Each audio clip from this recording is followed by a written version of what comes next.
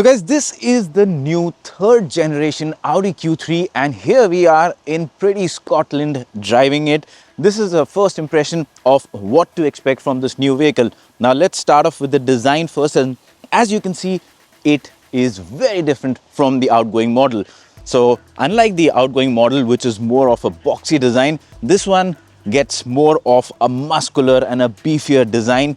First of all, if I look at the front, you'll see the new blacked out Audi grille with the logo, which we are now getting used to seeing on their new models. And then you'll see these sleek, very smart looking LED DRLs. And of course, in the lower part, you have this L wing. And this is aimed at giving the car a more of a sportier stance, accentuating the width of the vehicle. And of course, this red shade looks quite nice.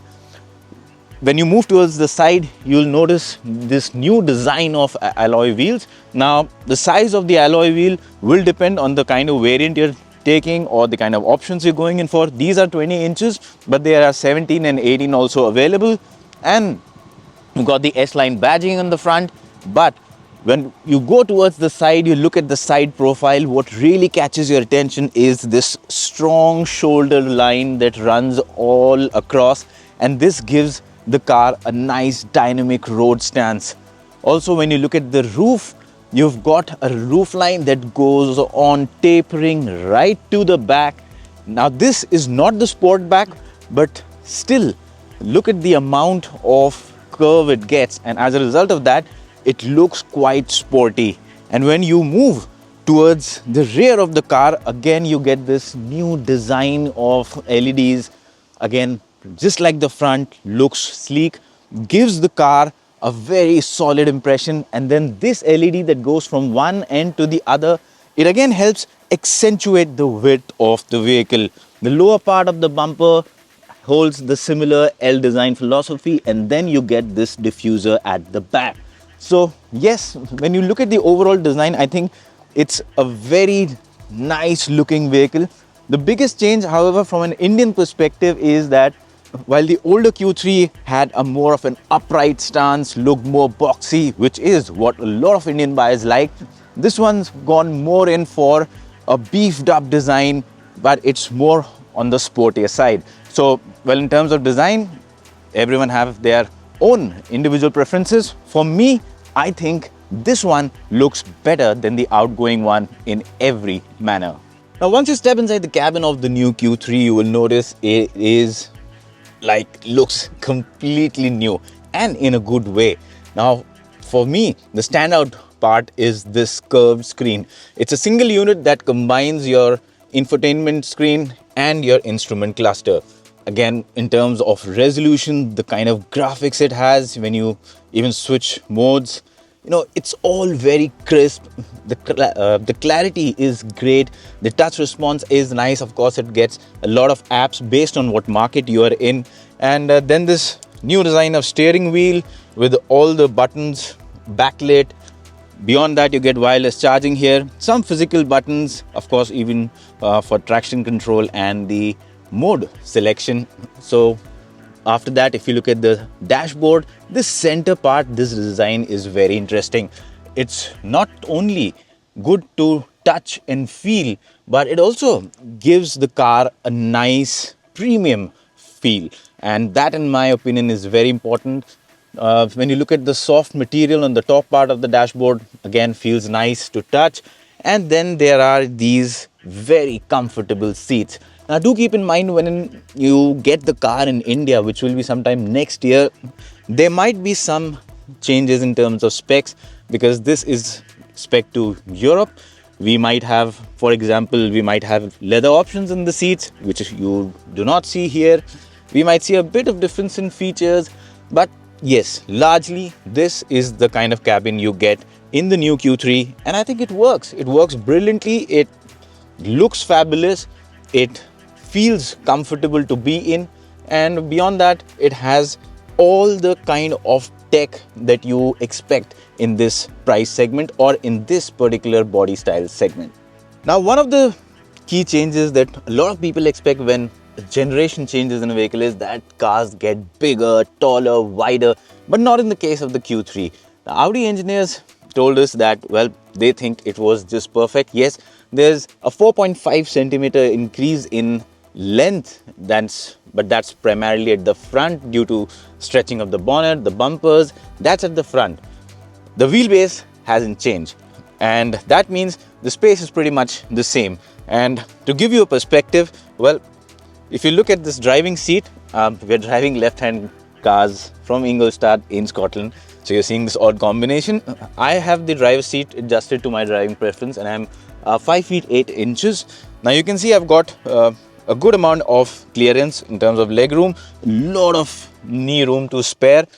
What I really like about the rear seat is excellent under thigh support. Now that means on long journeys, occupants on the rear bench are going to be very comfortable. Even the backrest angle is quite nice, and as a result of that, you can have a very comfortable seating position. You get a digital display here for the HVAC controls, these air vents, and 2 charging ports.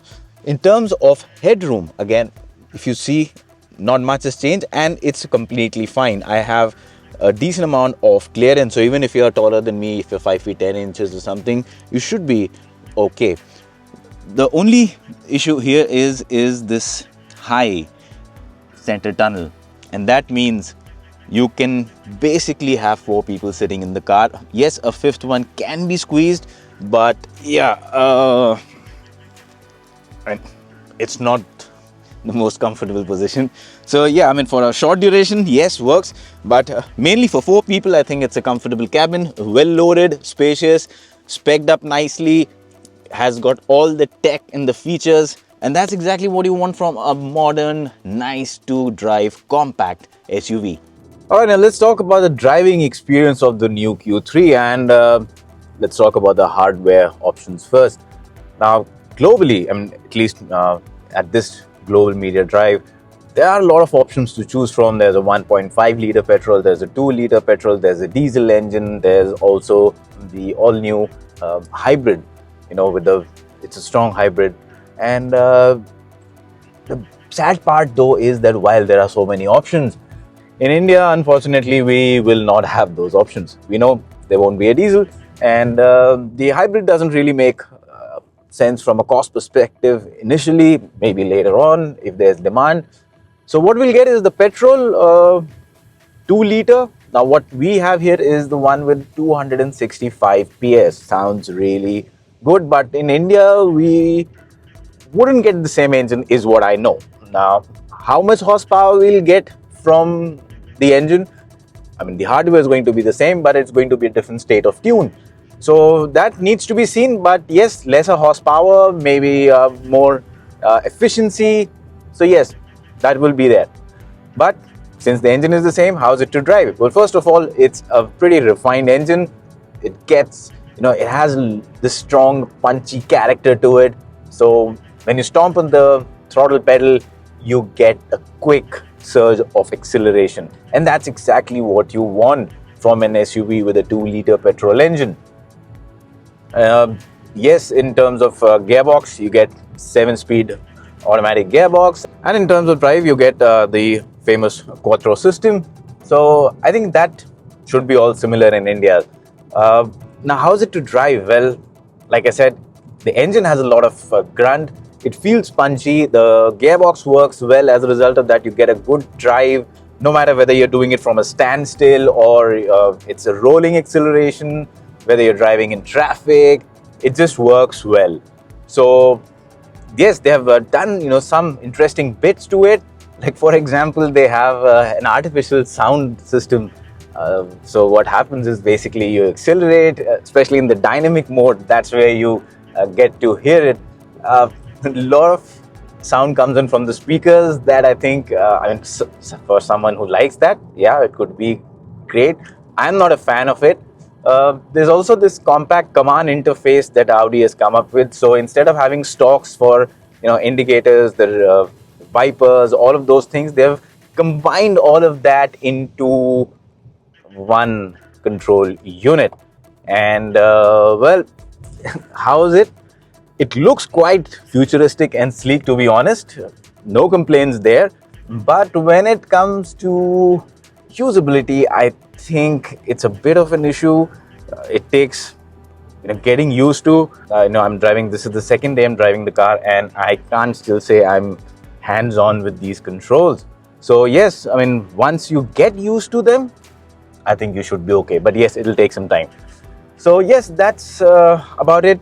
Refined engine, you don't get any unwanted noises filtering inside the cabin. And in terms of handling, ride quality, the engineers claim to have made a lot of adjustments in terms of improving the ride quality, changes to the chassis, the suspension, and all of that works. Now, of course, keep in mind, when we drive this car in India, we'll do a very detailed piece on each of these bits. This is a quick drive right now, and I can just tell you all of it works well.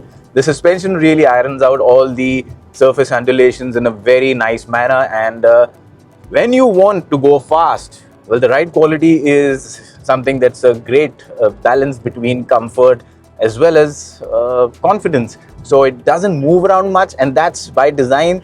The engineers have tried to reduce the pitch and roll, and you can really feel it when you're going at high speeds, that it just moves around lesser than the older Q3, and that means you get a better ride quality. The occupants inside are much more comfortable, and when you want to go fast around corners, it's a car that doesn't mind going fast, so you can push it into corners, and I think it's better than the outgoing version. So yes, I think a win-win situation. Good in terms of powertrain, good in terms of dynamics, significant improvements in all those areas. Feels good to drive. All around visibility is nice, so it gives you a lot of confidence in the machine. Yes, there are bits like that command interface that might take some time getting used to. I don't know, I mean, the old ones really worked well, but yeah, I mean, it's a new design, it's a new tech, people need to innovate. So that's about it. Let us know what you think of such tech. And as we head towards the end of this video, well, the most important questions regarding India. When does this launch? Well, there is no official timeline confirmation given by Audi India, but I think it will be only in the second half of next year. That's when you can probably expect the car to go on sale. And of course, like I said earlier, expect some changes to how the car is spec'd in India, but it will be pretty much largely the same. And is this something you should look forward to? I would say absolutely.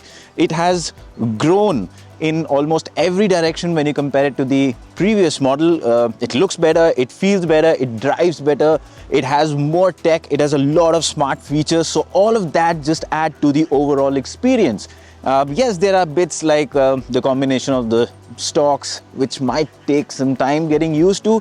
But at the end of the day, when you look at it as a whole package, it does solidly deliver in terms of expectations and seems like a pretty solid option for the Indian market. So watch out for this space, and if you like the video, then please hit that subscribe button and do stay tuned.